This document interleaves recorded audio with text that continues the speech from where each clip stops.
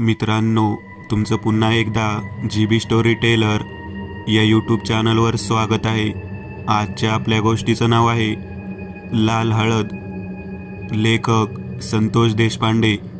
पण गोष्ट सुरू करण्याआधी जर कोणी या चॅनलवर पहिल्यांदाच आलेले असाल तर त्यांनी या चॅनलला सबस्क्राईब करायला विसरू नका.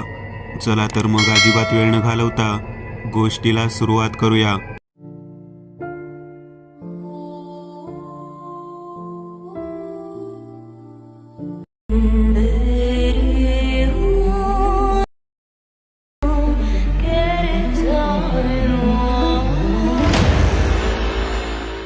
जिन्यावरून एक एक पाऊल पुढे टाकत जात असताना लालासाहेबांनी सांगितलेली प्रत्येक गोष्ट अगदी काटेकोरपणे पाळली जात होती. एका मोठ्या हवेलीमधील तो जिना होता. त्या ठिकाणी पोहोचणार आणि जिन्यावरून वरच्या भागात आम्ही चालत जाणार.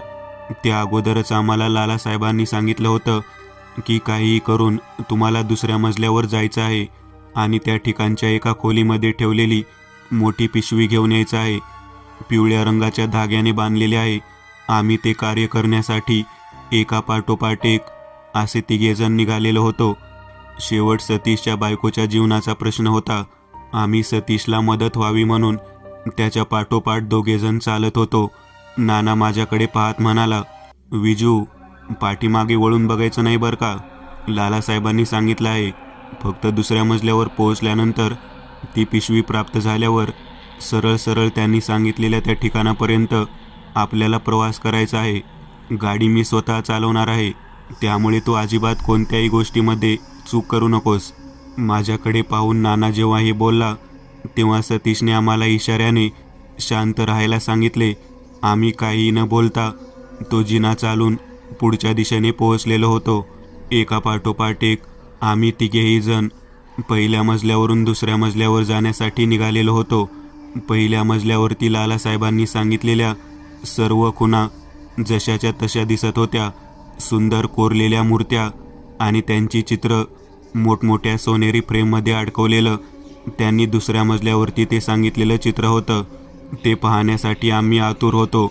दुसऱ्या मजल्यावरती आम्ही चालत जाऊन पोहोचलो तेव्हा समोर त्या खोलीच्या बाहेर मोठं चित्र अडकवलेलं दिसलं. ते चित्र पाहिल्यानंतर आमच्या तिघांच्याही पायाखालची जमीन सरकल्याप्रमाणे झालं. सतीश तर जागेवरतीच खाली बसला. मी त्याला धीर देत उभा राहायला सांगितलं. सतीश म्हणाला, हे काय आहे? हे मी काय पाहत आहे? तेव्हा नाना म्हणाला, लालासाहेब यांनी जे सांगितलं होतं अगदी तसेच दृश्य आपल्याला पाहायला मिळत आहे. विजू, काय करायचं आता? मी म्हणालो, त्यांनी सांगितलेल्या सगळ्या गोष्टी आपल्याला पाळायच्या आहेत. थोड्या थोड्या वेळा करता का होईना तू शांत राहा. हे जे चित्र आहे ते चित्र ज्या ठिकाणी अडकवलं आहे त्याच्या पाठीमागे त्या खोलीची चावी आहे. त्यामुळे आपल्याला ते चित्र उतरवावे लागेल. आम्ही तिघेही जण एका पाठोपाठ एक त्या चित्राजवळ पोहोचलो. त्या चित्राला पाहिल्यानंतर सतीश चांगलाच हाबकला होता, कारण ते चित्र ज्या स्त्रीचं होतं ती स्त्री जशीच्या तशी सतीशच्या बायकोप्रमाणे म्हणजेच छायाप्रमाणे दिसत होती. आणि छाया दवाखान्यामध्ये ICUमध्ये ॲडमिट होती. तिला वाचवण्याच्या दृष्टिकोनातूनच डॉक्टरांनी बरेच प्रयत्न केले होते, परंतु काहीच उपयोग होत नाही म्हटल्यानंतर शेवटी तंत्रसिद्धीचा शोध आणि वापर सुरू झालेला होता. आम्ही जवळजवळ बराच वेळ लालासाहेब यांच्यासमोर बसून छायाच्या बाबतीत बोलणं केलं होतं. जेव्हा लालासाहेबांनी छायाचा फोटो पाहिला आणि त्यांचं लग्न कोठे झाले आहे हे विचारलं, ते सांगितल्यानंतरच लालासाहेब यांनी त्या हवेलीमध्ये सतीश याला स्वतः जावे लागेल आणि त्या दुसऱ्या मजल्यावरील खोलीमधील त्या पिवळ्या रंगाच्या बंधाने बांधलेली पिशवी घेऊन यावं लागेल असं त्यांनी सांगितलं होतं. त्या पिशवीच्या आतमध्ये काय आहे, त्या ठिकाणचे रहस्य काय आहे, हेच अजूनपर्यंत आम्हाला कळालेलं नव्हतं. लालासाहेब हे एक हुशार व्यक्तिमत्व होतं. तंत्रसिद्धीमधल्या कोणी बाधा केलेल्या, कोणी भानामती केलेल्या, कोणी करणी केलेल्या बऱ्याच गोष्टी त्या सरळ सरळ ओळखत होते. त्यांच्या म्हणण्यानुसार सतीशची बायको जी आहे ती विवाह होण्याच्या अगोदरच्या रात्री ज्या ठिकाणी मुक्कामाला थांबली होती त्या कार्यालयाच्या खोलीच्या मागच्या बाजूला असलेल्या एका विशिष्ट हवेलीच्या दुसऱ्या मजल्यावरती काहीतरी कारणानिमित्त जाऊन आलेली होती आणि त्यामुळेच तिचं लग्न झाल्यानंतर केवळ 16 दिवसाच्या आत तिची ही भयानक अवस्था झालेली होती. आम्हाला कळत नव्हते की नवीन लग्नामध्ये एवढे धार्मिक विधी वगैरे होऊन सुद्धा सतीशच्या बायकोला म्हणजे छाया वहिनीला अशा कोणत्या गोष्टीमुळे त्रास झाला होता की ती थेट 10 दिवसानंतर लगेचच ICUमध्ये ॲडमिट झालेली होती. आम्ही कितीतरी डॉक्टरांना याबाबत विचारलं, परंतु रिपोर्ट नॉर्मल असूनसुद्धा तिला केवळ श्वसनाचा त्रास होत होता आणि तिचा आवाज गुरगुरणाऱ्या प्राण्याप्रमाणे येत होता. एवढेच आम्हाला कळत होतं. जेव्हा सतीशच्या आत्म्याने काहीतरी विचित्र प्रकार आहे असे म्हटले, तेव्हा आम्ही लालासाहेबांकडे त्याबाबतीत विचारणा करायला आलेलो होतो. हळदीच्या रात्री असं काय घडलं होतं की ज्यामुळे छायाच्या वाटेला एवढं भयानक त्रास सहन करण्याचं आलेलं होतं, याबाबत आम्ही विचार करत होतो. परंतु लालासाहेबांनी सांगितलेल्या पद्धतीने त्या मंगल कार्यालयाच्या मागच्या ठिकाणी जी हवेली होती तिच्या दुसऱ्या मजल्यावरती त्या सोनेरी फ्रेममध्ये अडकवलेल्या चित्राकडे पाहत पाहत आम्ही पाठीमागची चावी बाहेर काढली. त्या चित्रांमध्ये दिसणारी स्त्री दुसरी तिसरी कोणी नसून स्वतः छायाच होती. हे आम्ही चांगलं ओळखलं होतं. परंतु सतीशच्या बायकोचे चित्र या ठिकाणी का लावलेले असावे याबाबत आम्ही विचार करत होतो. सतीश संपूर्णतः हातबल झालेला होता. मी आणि नाना दोघांनी मिळून ते कुलूप उघडलं आणि आतमध्ये प्रवेश केला. आतमध्ये प्रवेश केल्यानंतर समोर एका खुंटीला अडकवलेली मोठी पिशवी दिसली. ज्या पिशवीच्या तोंडाला पिवळ्या रंगाच्या नाडीने तिला बंदिस्त केलेलं होतं. ती पिशवी सोडवण्याच्या दृष्टिकोनातून आम्ही खुंटीजवळ पोहोचलो. अगदी व्यवस्थितरित्या खुंटी पाहिली तेव्हा आमच्या लक्षात आलं की ती खुंटी एका विशिष्ट पद्धतीच्या व्यक्तीच्या हाताच्या मोठीप्रमाणे त्या भिंतीमध्ये बसवलेली आहे. ते पाहिल्यानंतर आम्ही भयंकर घाबरलो. नाना म्हणाला, अरे तो लाकडी कोरलेला हात आहे, घाबरण्यासारखे काहीच नाही. मी अलगद त्या पिशवीला हात लावला आणि त्याला तिथून सोडवण्याच्या दृष्टिकोनातून प्रयत्न करू लागलो. तेव्हा भिंतीच्या आतमधून कोणीतरी सुस्कारा सोडला आहे असा आवाज येऊ लागला. सतीश चांगलाच घाबरलेला होता. सतीश म्हणाला, या ठिकाणी कोणीतरी स्त्री आहे जी श्वासोच्छ्वास घेत आहे. मला पूर्णतः जाणवत आहे की या खुंटीच्या भिंतीमध्येच तिचा वास आहे. आपल्याला इथून लगेच निघायला हवं. आता आम्हाला काय करावे ते कळेना. ही अशी कोणती गोष्ट आहे ज्या गोष्टीमुळे आपल्याला या ठिकाणापर्यंत यावे लागले याचा विचार माझ्या मनात सुरू होता. नाना म्हणाला, सतीश, लालासाहेबांनी जे सांगितलं आहे तेवढंच कार्य आपल्याला करायला हवं. बाकी कोणत्याही गोष्टीमध्ये गुंतायला नको. आम्ही त्या पिशवीची दोरी सोडत होतो तसं त्या भिंतीच्या आतमधून श्वासोच्छ्वास घेत असलेल्या स्त्रीचा आवाज, गुरगुरणारा आवाज आम्हाला ऐकू येऊ लागला. सतीश म्हणाला, हा अगदी हुबेहूब छायाचा जसा आवाज आहे तसा आवाज ऐकू येत आहे. तेव्हा नाना म्हणाला, ICUमध्ये असताना छाया वहिनी याच पद्धतीने विवळत होती. त्या ठिकाणी नक्कीच काहीतरी रहस्यमय गोष्ट आहे. आपण जास्त वेळ थांबायला नको. असे म्हणून आम्ही ती पिशवी त्या मनगटाप्रमाणे लाकडी खुंटीच्या आकारातून बाजूला काढत आमच्या जवळ घेतली आणि तिघेही जण त्या खोलीतून वळालो.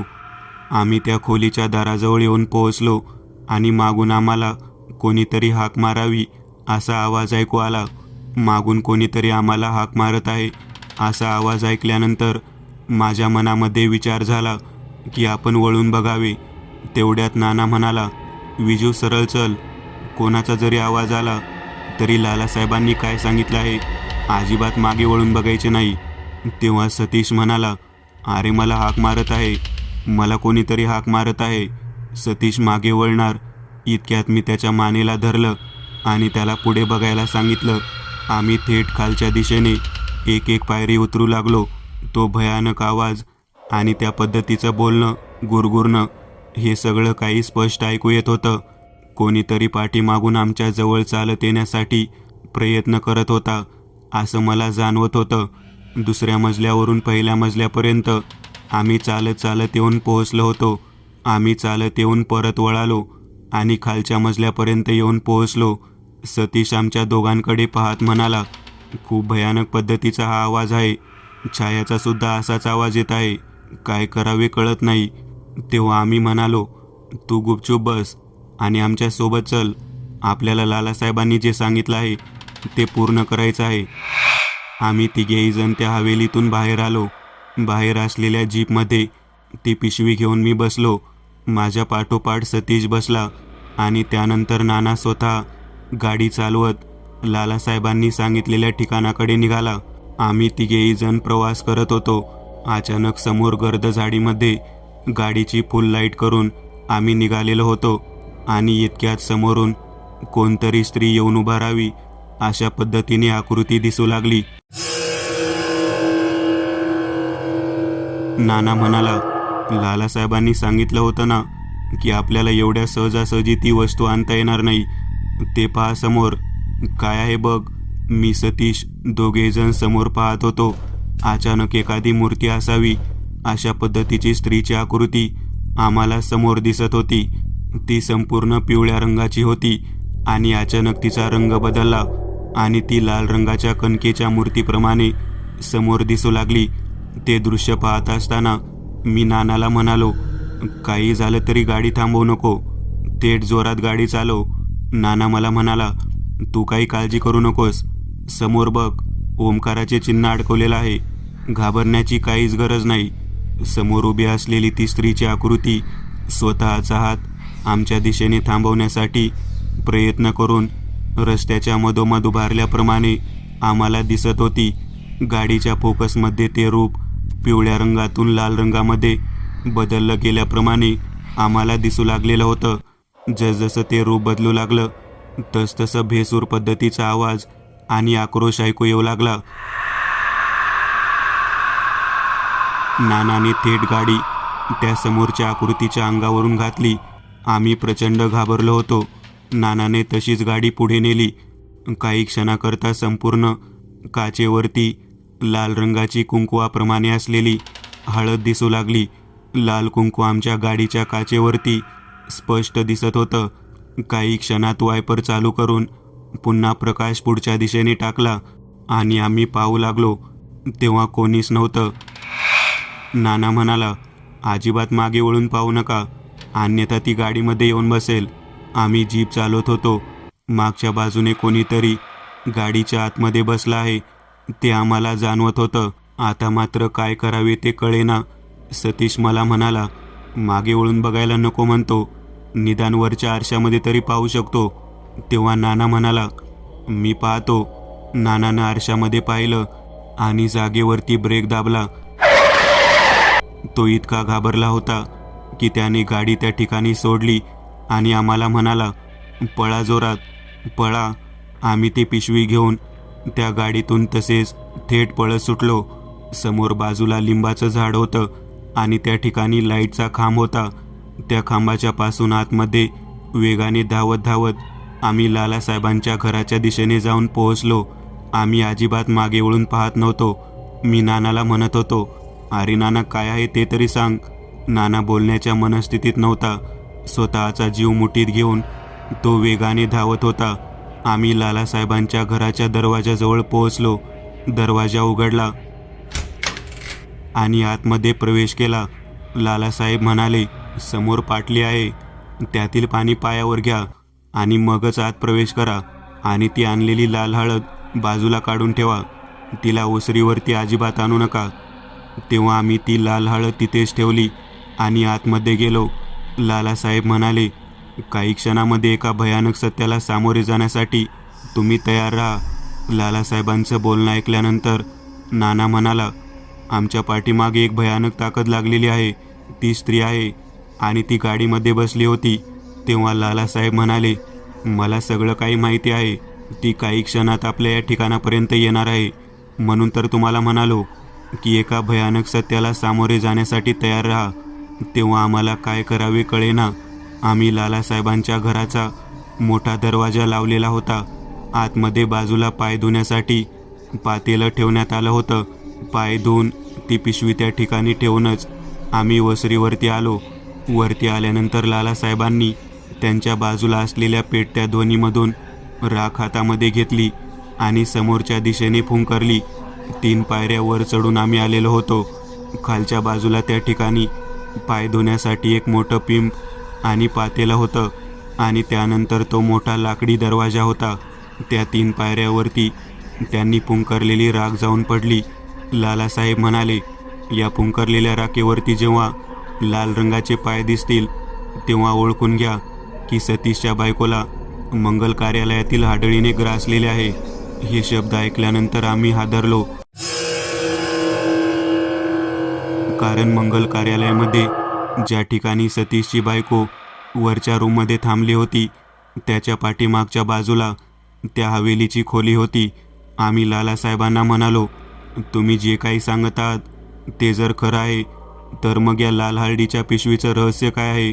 तेव्हा लालासाहेब आमच्याकडे पाहत म्हणाले, सगळं काही सांगेन तुम्हाला, एक ना एक गोष्ट सांगेन, परंतु मी नाही सांगणार. प्रत्यक्ष समोर तुमच्या गाडीच्या पाठीमागे जी व्यक्ती बसली होती, जी हाडळ होती, तीच तुम्हाला सर्व काही सांगेल. हे ऐकून घेतल्यानंतर सतीश हादरला. सतीश म्हणाला, माझ्या बायकोला या सर्व त्रासातून कशी मुक्ती मिळेल ते मला सांगा बरं. मला माझ्या बायकोची खूप चिंता लागून राहिलेली आहे. तेव्हा लालासाहेब म्हणाले, हा जो काही प्रकार सुरू आहे तो तुझ्या बायकोला त्या भयानक कचाट्यातून वाचवण्यासाठी सुरू असलेला प्रकार आहे. मी जे काही सांगत आहे, जे करायला सांगत आहे त्या सर्व गोष्टी नीट लक्षात घे. तेवढ्यात दरवाजावरती धाड धाड करून कोणीतरी लाथा मारत आहे असा आवाज ऐकू येऊ लागला. लालासाहेब म्हणाले, तिचा प्रवेश या ठिकाणी झालेला आहे. आम्ही पूर्णतः घाबरलेलो होतो, कारण तिचा प्रवेश या ठिकाणी झालेला आहे. हे वाक्य बोलल्यानंतर सतीश, मी, नाना तिघेही जण त्या 3ही पायरीच्या दिशेने पाहत होतो. आम्ही एकाग्रचित्तेने त्या पायरीकडे पाहत होतो. काही क्षणातच समोरच्या दरवाजाचा आवाज आला आणि तो दरवाजा पूर्णतः उघडला गेला.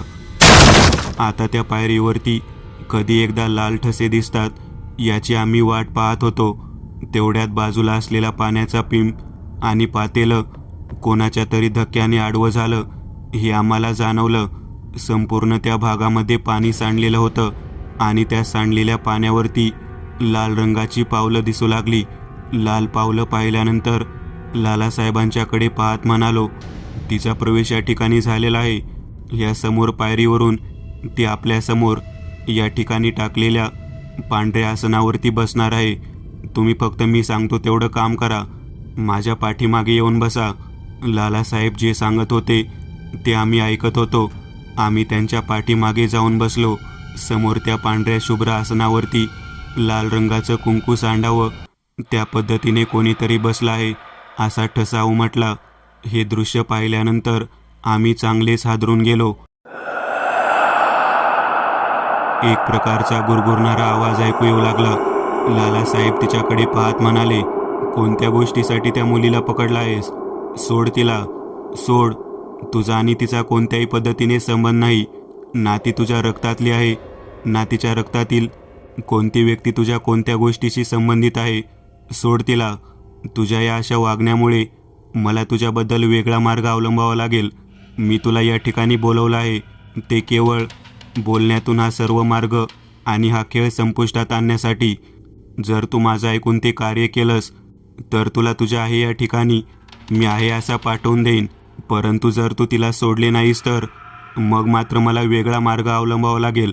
लालासाहेबांचे बोलणे झाल्यानंतर समोर बसलेल्या त्या आसनावरच्या अदृश्य लाल रंगाच्या शक्तीला गुरगुर करताना मी पाहिलं. लालासाहेबांकडे पाहत म्हणाली, मला तू धमकी देत आहेस का? मागील 70 वर्षांपूर्वीपासून ते ठिकाण माझं आहे. माझ्या ठिकाणामध्ये कोणत्याही व्यक्तीला प्रवेश नाही आणि वाईट वागणाऱ्या, धोका देणाऱ्या व्यक्तीला तर अजिबात प्रवेश नाही. तुला माहीत आहे माझा मृत्यू कशामुळे झालेला आहे. केवळ तू एकटाच या गोष्टीला जाणतोस. तुझ्या नजरेसमोर सगळ्या गोष्टी जशाच्या तशा येतात, मग तू मला तिला सोडायला सांगत आहेस. तेव्हा लालासाहेब म्हणाले, छाया आहे ती सतीशची बायको. तिचा आणि तुझा काय संबंध आहे? तू 70 वर्षापूर्वी त्या ठिकाणी मृत्युमुखी पडलेले एक स्त्री पिशाच आहेस. तुझा आणि त्या मुलीचा काय संबंध आहे? तेव्हा समोर बसलेली ती भयानक शक्ती अचानक उभी राहिली. तिचे 2 पावलं लालासाहेबांच्या दिशेने आलेली आम्हाला दिसली. लालासाहेबांनी त्यांच्या हातातील मोरपंखाचा पीस समोर अर्धचंद्राकृती फिरवला आणि वर धरला. तेव्हा किंचाळलेला आवाज आला. लालासाहेब म्हणाले, तू स्वतःला जेवढी ताकदवर समजत आहेस तेवढी तू ताकदवर नाहीस. कारण तुझं एक क्षेत्र नाही, हे माझं ठिकाण आहे. दवाखान्याच्या आतमध्ये जी तडफडणारी मुलगी आहे ती या मुलाची बायको आहे. तिला तू सोडून दे. तिने तुला काहीही त्रास दिलेला नाही. तिचा आणि तुझा काही संबंध नाही. विनाकारण तिला त्रास देऊ नकोस. तेव्हा ती समोर उभारलेली स्त्री खाली बसत असताना लालासाहेबांकडे पाहत म्हणाली, तू मला सांगणार तिचा काही दोष नाही. तुला माहीत आहे का ती काय करत आहे?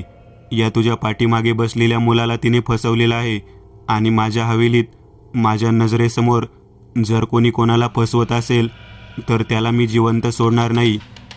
त्याला एवढ्या सहजासहजी मी सोडणार नाही.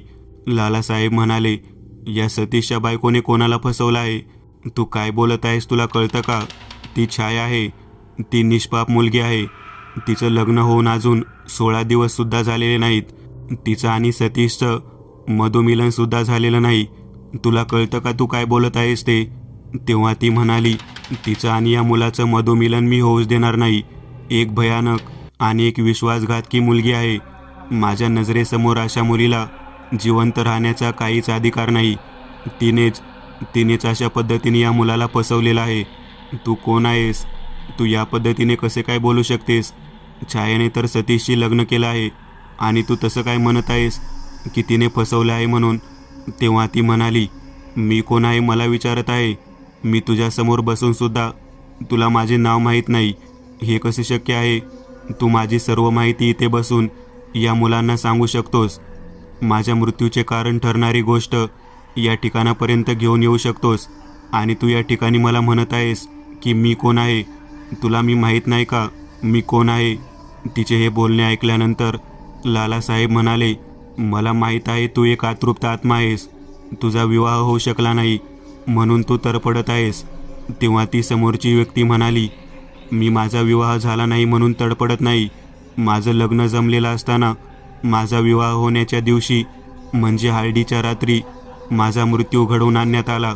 अशाच एका नीच मुलीने माझा मृत्यू घडवून आणला. माझ्या भावाला फसवणाऱ्या मुलीने माझा मृत्यू घडवून आणला, ते सुद्धा माझ्या हळदीच्या रात्री. म्हणूनच मी या पद्धतीने कोणत्याही मुलाला फसवणाऱ्या मुलीला जिवंत सोडत नाही. मी तिला कधीही जिवंत सोडत नाही. बहीण भावाचे प्रेम काय असतं ते तुला चांगलंच माहीत असेल आणि आज मी ज्या पद्धतीने तडफडत आहे ते केवळ माझ्या भावावरच्या प्रेमामुळे तडफडत आहे. हा तुझ्या पाठीमागे बसलेला मुलगासुद्धा कोणाचा तरी भाऊ असेल ना, त्याला त्याच्या बायकोने म्हणजे त्या छायाने फसवलेला आहे. मी प्रत्यक्ष बघितलं आहे. म्हणूनच तर मी तिला घेरलेला आहे. या लाल हळदीच्या पिशवीला या ठिकाणी आणून तुला वाटत आहे की तू तिला त्यातून मुक्त करशील, परंतु ते शक्य नाही. मी तिला काही झालं तरी सोडणार नाही. लक्षात ठेव, मी तिला काही झालं तरी सोडणार नाही. तेव्हा सतीश लालासाहेबांकडे पाहत म्हणाला, ही समोर बसलेली भयानक शक्ती काय बोलत आहे? माझ्या बायकोने मला फसवलं आहे, हे कसं काय शक्य आहे? ती का बोलत आहे असं?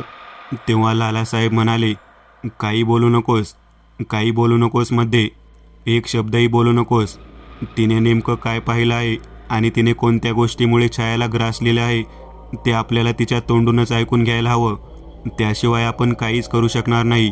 तुझ्या बायकोच्या बाबतीतील जे सत्य आहे ती समोर बसलेली सैतानी शक्ती आपल्याला सांगणार आहे. तू शांत राहा. तेव्हा ती भयानक शक्ती बोलू लागली. ती म्हणाली, त्याला शांत राहायला सांग. त्याला मध्ये बोलायला लावू नकोस.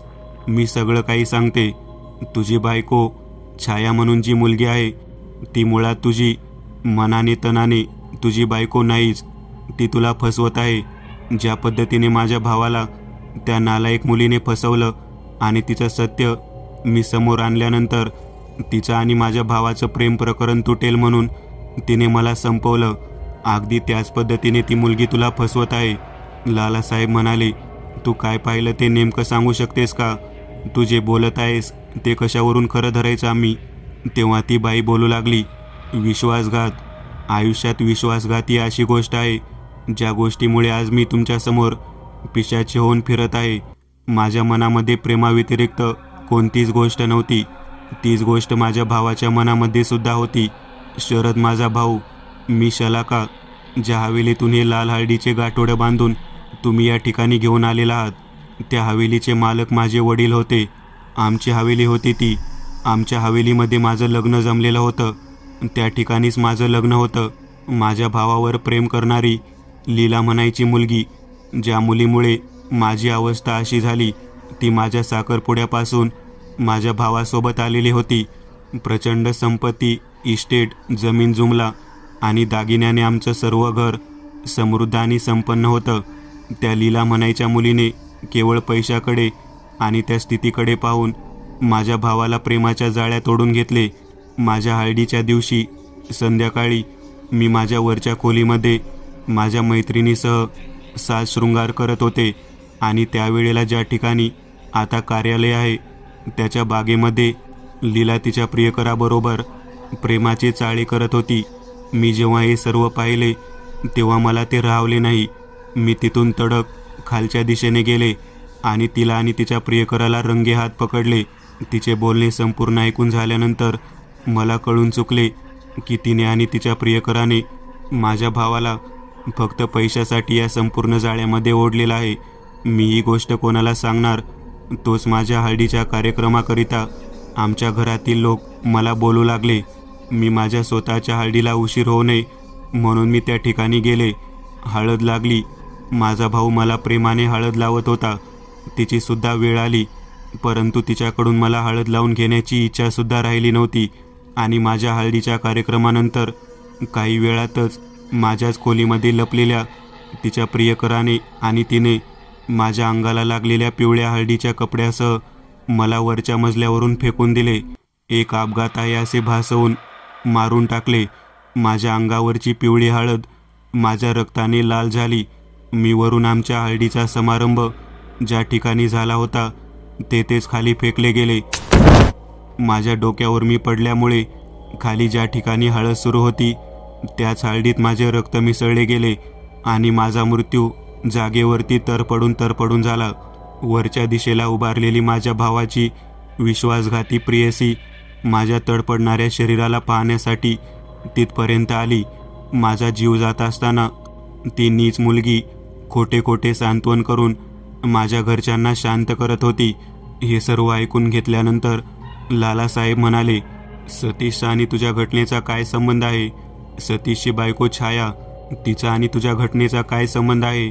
तेव्हा ती समोर बसलेली शलाका भयानक मोठ्या आवाजात म्हणाली, हा समोर बसलेला सतीश आहे ना, याच्या बायकोने सुद्धा याला फसवलं आहे. मी माझ्या डोळ्याने पाहिले आहे. याची हळद ज्या दिवशी सुरू होती त्याच दिवशी तिच्याच खोलीमध्ये ती एका मुलासोबत शारीरिक सुख उपभोगत होती. त्याच्या गळ्यात गळे घालून प्रेमाच्या शपथ देत होती. केवळ या सतीशकडे पैसा आहे, जमीन आहे, या गोष्टीमुळे ती त्याला फसवत होती. माझ्या नजरेसमोर हा खेळ पुन्हा एकदा सुरू होता. म्हणून मी त्याच वेळेला अशा विश्वासघातकी पोरीला पुन्हा एकदा कोणाचा बळी घेऊ द्यायचा नाही म्हणून चांगलेच घेरले. म्हणूनच ती छाया आता हॉस्पिटलमध्ये पडलेली आहे. तिची अवस्था मीच या पद्धतीने केलेली आहे. हे सर्व काही ऐकल्यानंतर सतीश खूपच हादरला. लालासाहेबांकडे पाहत म्हणाला, ही जे काही बोलत आहे हे खरं आहे का? तेव्हा लालासाहेब म्हणाले, ऐक, नीट ऐक. तेव्हा ती म्हणाली, मी का खोटे बोलू? तू तुझ्या बायकोला जाऊन विचार, कोण मुलगा होता ज्याच्या पायामध्ये काळा गोप बांधलेला होता, ज्याच्या हातामध्ये एक तांब्याचे कडे होते, ज्याच्या गळ्यामध्ये वैजयंती माळा होती, तोच मुलगा तुझ्या बायकोचा प्रियकर होता. हे बोलल्यानंतर लगेचच माझ्या बाजूला बसलेला नाना कावराबावरा झाला. तो चुळबुळ करू लागला. मला त्याची हालचाल लक्षात येऊ लागली. मी नानाकडे पाहिले तेव्हा त्याच्या हातामध्ये सुद्धा अगदी तसेच कडे होते. त्याच्या गळ्यामध्ये सुद्धा तशीच वैजयंती माला होती आणि त्याच्या डाव्या पायामध्ये सुद्धा काळसर गोप होता. हे पाहिल्यानंतर मी हादरलो. मी विचार करू लागलो, आपल्यासोबत आलेला आपला मित्रच घातकी मित्र आहे. छायाचा आणि नानाचा काय संबंध असू शकतो याचा विचार करत होतो. तेवढ्यात ती समोर बसलेली शलाका स्वतःचा पाय जोरदार आदळत जागेवर उभा राहून म्हणाली, लालासाहेब, तुझ्या पाठीमागे बसलेला तो जो मुलगा आहे सतीश, त्याच्या बाजूला बसलेला जो मुलगा आहे तोच मुलगा आहे तो. त्यानेच याच्या बायकोला लग्नाच्या आदल्या दिवशी उपभोगले आहे. बोलल्या बोलल्या नाना जागेवरून पळून थेट बाहेरच्या दिशेने जाण्यासाठी धाव घेऊ लागला. तेवढ्यात त्याच वेगाने त्या भयानक स्त्रीने त्याच्या पाठीवरती जोराचा प्रहार केला. नाना पालथा पडला. हे दृश्य सतीश आणि मला खूप आश्चर्यचकित करणारे होते. काही क्षणात नानाच्या मानेवरती पाय देऊन त्या भयानक शलाकाने त्याच्या तोंडातून रक्त येईपर्यंत नरड्याला जमिनीवरती दाबले. हे भयानक दृश्य पाहून सतीश आणि मी दोघेजण घाबरलो. परंतु नानासाहेब म्हणाले, सोड त्याला मारून काय मिळणार. तेव्हा ती म्हणाली, विश्वासघातकी लोकांना जिवंत सोडायचं नसतं. आपण जर जिवंत सोडले तर ते माझा ज्या पद्धतीने जीव गेला त्या पद्धतीने या सतीशचा सुद्धा जीव घेऊ शकतात. लालासाहेब तुझा सुद्धा आणि या विजूमानेच्या मुलाचा सुद्धा जीव घेऊ शकतात. काही क्षणात तोंडातून रक्त उकळणारा नाना स्वतःची चूक कबूल करू लागला आहे. स्वतःच्या जीवाची भीक मागू लागला. लालासाहेब म्हणाले, त्याच्या बायकोला सोडून दे. मी त्याला वचन दिले आहे की त्याच्या बायकोला या सर्व त्रासातून मुक्त करेन. तेव्हा ती म्हणाली, त्या विश्वासघातकी मुलीला मुक्त करणार आहेस तू. असे म्हणून ती हॉस्पिटलच्या दिशेने जाण्यासाठी निघाली. तेव्हा सतीश आणि मला लालासाहेब म्हणाले, हे हळदीचे पोते पाण्यामध्ये बुजकाळून टाक. हे पोते पाण्यामध्ये बुजकाळल्याशिवाय त्या स्त्रीला आपण थांबवू शकत नाही. त्या हळदीमध्ये तिचं रक्त आहे. त्याला पाण्याचा स्पर्श झाल्यानंतर ती संपूर्णतः शांत होईल आणि या ठिकाणाहून निघून जाईल. काही क्षणात मी हळदीचे पोते पाण्यामध्ये मिक्स करण्यासाठी पोहोचलो. तेव्हा सतीश म्हणाला, जाऊ दे तिला कुशाल दवाखान्यात जाऊ दे आणि माझ्या बायकोचा जीव घेऊ दे. ती त्याच लायकीची आहे. मला नाही तिला वाचवायचे. तेव्हा लालासाहेब म्हणाले, तसं नाही करता येणार. मी तुला वचन दिले आहे की तिचा जीव वाचवणार. माझ्या वचनासाठी तिचा जीव घेता येणार नाही. मी तिला वाचवणारच. स्वतः असं म्हणून उठले आणि त्यांनी ते लाल हळदीचे पोते पाण्याच्या मोठ्या पिंपामध्ये ओतले. खाली पडलेल्या संपूर्ण भागात लाल रंगाची हळद मिश्रित झालेली होती. ती हळद मिश्रित झाल्या त्याच वेगाने परत त्या ठिकाणी शलाका किंचाळत ओरडत माघारी आली आणि त्याच पाण्यामध्ये ती शांत झाली. लालासाहेबांनी ती पिशवी पुन्हा एकदा त्या मोठ्या इमारतीत हवेलीत ठेवायला सांगितली. ती हवेली शांत झाली होती आणि सतीशची बायको त्या भयानक शक्तीतून मुक्त झालेली होती. लाल हळदीचं रहस्य केवळ मला, सतीशला आणि लालासाहेबांनाच माहीत होते. नाना ह्या जगातून निघून गेलेला होता. मित्रांनो, आज पुरतं एवढंच. तुम्हाला जर काही गोष्ट आवडली असेल तर नक्की लाईक करा. तुमच्यापैकी बरेचसे जण व्हिडिओ लाईक न करताच पळून जातात. पण हा जर व्हिडिओ तुम्ही लाईक केला तर मला जरा बरं वाटेल आणि असेच भारी भारी व्हिडिओ बनवायची माझ्यात एनर्जी येईल. त्यामुळे नक्की लाईक करा. आणि अजूनही कोणी या चॅनलला सबस्क्राईब केलेलं नसाल तर लगेच सबस्क्राईब करून टाका. आणि बाजूची घंटी ती मात्र दाबायला विसरू नका. देवाची घंटी आहे ती. चला तर मग पुन्हा भेटूया अशीच एक आगळी वेगळी गोष्ट घेऊन पुढच्या भागात.